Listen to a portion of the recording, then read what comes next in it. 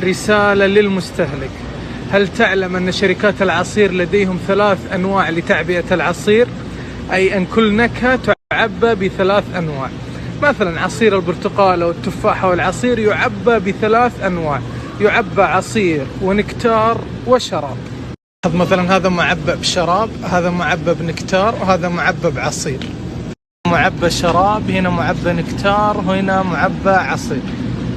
وأيضا هنا شوفوا شراب، نكتار، عصير. طبعا كل شركة ملزومة تبين لك أن المنتج هذا عصير أو نكتار أو شراب، وطبعا بينهم فرق كبير كبير كبير. إذا لقيت كلمة شراب على العصير ترى فقط 10% عصير، الباقي شراب اللي هو ماء وسكر ونكهات صناعية ومواد حافظة، يعني ما منه فايدة.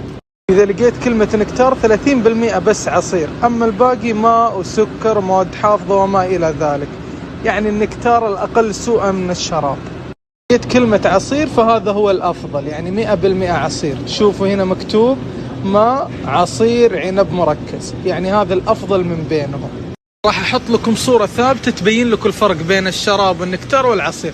ترى كل شركة ملزومة، أنت ابحث هل هو نكتار أو شراب أو عصير، فالأفضل العصير لكم.